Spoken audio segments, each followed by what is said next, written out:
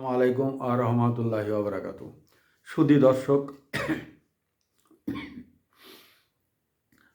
আ- আপনারা সবাই আমার নাজমুল ইসলাম চ্যানেল থেকে শুভেচ্ছা নেবে।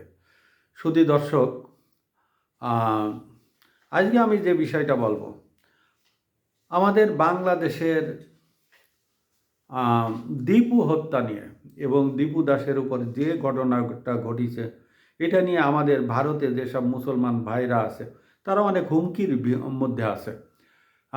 এই দীপুকে নিয়ে বাংলাদেশ, ভারত এখন একটা উত্তাল অবস্থা। কোনো কোনো জায়গা, সব জায়গা না, কোনো কোনো জায়গা, ভারতে তো অনেকগুলো প্রদেশ আছে।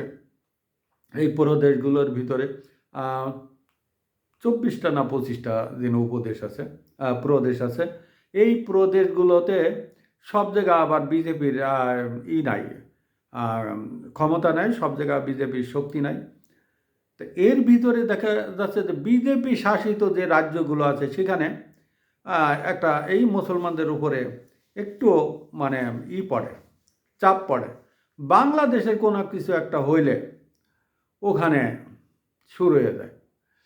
ভারতের উত্তর প্রদেশের গাজিয়াবাদ, গাজিয়াবাদ শালিমার গার্ডেন, এই উত্তর প্রদেশের গাজিয়াবাদ শালিমার গার্ডেনের এখানে একটা ঘটনা ঘটেছে। এই এলাকাটায়, এই শালিমার গার্ডেন এলাকায়, এখানে একটা দল আছে। ভারতেও অনেক দল, বিভিন্ন প্রদেশে ছোট ছোট দলগুলো আছে। তারা প্রদেশ ভিত্তিক কিছু দল আছে, আবার অল ইন্ডিয়ার কিছু দল আছে। এটা প্রদেশ ভিত্তিক দল। এই দলটার নাম আছে হিন্দু রক্ষা দল। এরা এই শালিমার গার্ডেনের এখানে প্রতিটা ঘরে ঘরে অস্ত্র দিয়ে দিচ্ছে। সম্ভবত এই লোহা জাতীয় কোনো অস্ত্র, হয়তো রামদাটা, এগুলো কোনো কিছু হবে, দাওটাও রামদা, এগুলো দিয়ে দিয়েছে যে মুসলমানদের পাইলে তোমরা কাটবা, মেরে ফেলবা। তারা আমার মা বোনদের উপরে অত্যাচার চালায়, তাদেরকে মেরে ফেলবা। এই ধরনের করে এই হিন্দু রক্ষা দলের যে এইটা নিয়ে ভারতের মিডিয়ায়, ভারতের অনলাইনে অনেক আলোড়ন সৃষ্টি করেছে। এবং এইটা নিয়ে ওই দলের যে প্রধান পিঙ্কি চৌধুরী, তিনি পলাতক। এবং সরকার মোটামুটি একটা নিচ্ছে, ওই ব্যবস্থা নিচ্ছে।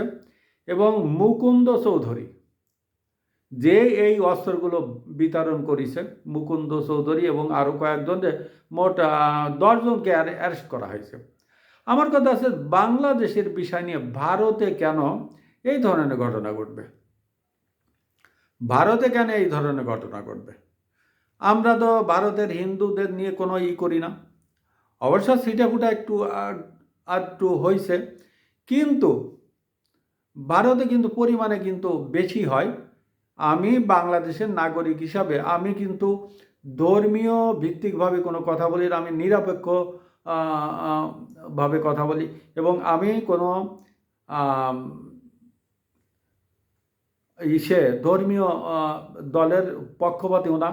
আমি মোটামুটি যে বাংলাদেশের হিন্দু, মুসলমান, বৌদ্ধ, খ্রিস্টান সবাই আমরা ভাই ভাই এবং সবাই মিলেমিশে থাকবো, এইটাই আমি বিশ্বাসী। এতে আমাদের হুজুররা যদি আমার উপরে চটে দেয়, তাহলে আমার কোনো কিছু করার নাই। এখন বিষয়টা আছে যে সবাই যদি একসাথে মিলেমিশে থাকি, সমস্যা কি? এই দেখেন আমেরিকা পৃথিবীর সব থেকে মানে ধনী এবং গণতান্ত্রিক এবং একটু বড় একটা দেশ, একটা পাওয়ারফুল একটা দেশ। সে দেশে পৃথিবীর মানে সব দেশের লোকজন ওই দেশটায় থাকে, এবং অনেক ধর্ম বর্ণ নির্বিশেষে তারা থাকে। অনেক ভাষাভাষীর দেশ ভারত, অনেক ভাষাভাষীর দেশ, অনেক ধর্মের লোক তারা এখানে মিলেমিশে থাকে। তারপরে একটু আধটু এদিক ওদিক হয় না, তেমন কিছু না, তেমন কিছু না হয়। সেইটাকে রাষ্ট্রের দেখতে হবে। রাষ্ট্র এটাকে উত্তেজনাটা থামায় রাখতে হবে। সাম্প্রদায়িক উত্তেজনা হবে, পৃথিবীর অনেক দেশে হয়। এই আমেরিকাও হয়, যেখানে কৃষ্ণাঙ্গরা লাগে কাদের সাথে? শ্বেতাঙ্গদের সাথে।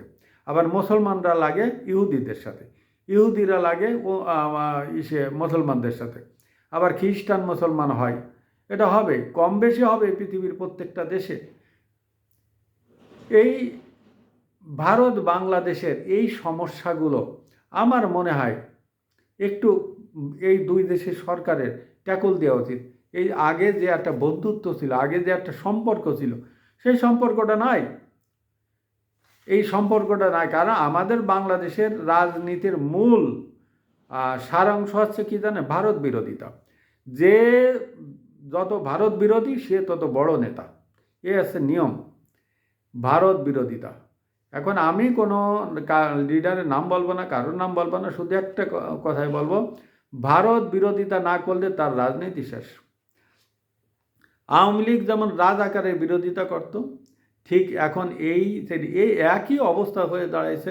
এটা ভারত বিরোধিতা করতে হবে রাজনীতি, তাহলে জনপ্রিয়তা বাড়বে। আমাদের তো এই যে টিনেজদের একদম মাথাটা খেয়ে ফেলাইছে এই ভারত বিরোধিতা করে। ভারত আমাদের চারিপাশে, তারা একটা বড় দেশ। এখন সব কিছু মিলে একটা ব্যালেন্স করে চললে সেটাই তো ভালো।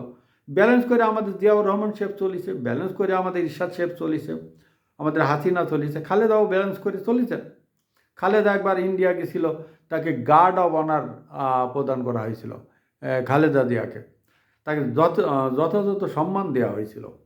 বাংলাদেশের যত লিডার ভারতে গেছে সবাইকে গার্ড অব অনার দেওয়া হয়েছে এবং তাদেরকে যথাযথ সম্মান দেওয়া হয়েছে। এবং বাংলাদেশের যত সরকার আছে এদের মধ্যে জিয়াউর রহমান, ইরশাদ সাহেব এবং হাসিনা, এদের সাথে ভারতের ভালো সম্পর্ক ছিল।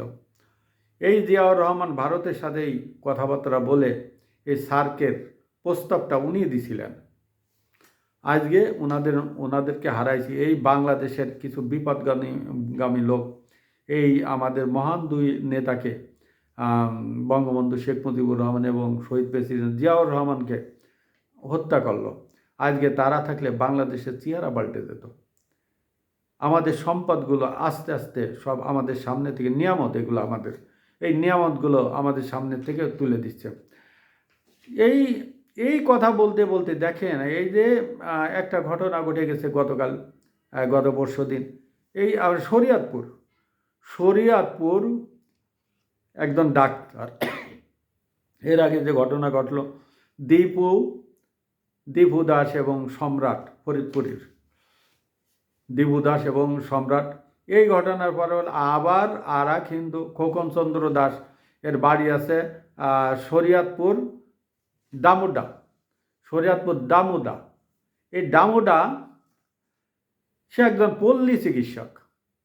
সে রাইতে বাসায় ফেরার পথে তাকে আক্রমণ করা হয়েছে এবং তাকে কুপানো হয়েছে। এখন সে শরিয়াতপুর হাসপাতালে তাকে নিয়ে যাওয়া হয়েছিল, ওখান থেকে বরিশাল নিয়ে যাওয়া হয়েছিল, বরিশাল থেকে ঢাকা দিছে, এখন ঢাকা আইসিইউতে আছে। আইসিইউতে কারা যায় আপনারা বোঝেন কি অবস্থা। তাহলে কিভাবে সম্প্রীতি বজায় রাখবেন আপনারা? অসাম্প্রদায়িকভাবে কিভাবে অসাম্প্রদায়িকতা বজায় রাখবেন?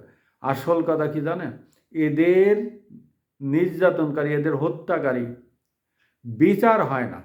এটা তো উচিত, এইগুলো অপরাধ। এটা এক সপ্তাহের ভিতরে এদেরকে ফাঁসিতে ঝুলানো উচিত ছিল, তাহলে আর কেউ এই কাজটা করতে সাহস পাইত না। রাষ্ট্র যদি ঘুমাই থাকে কিছু করার নেই, দেশে অঘটন ঘটবে।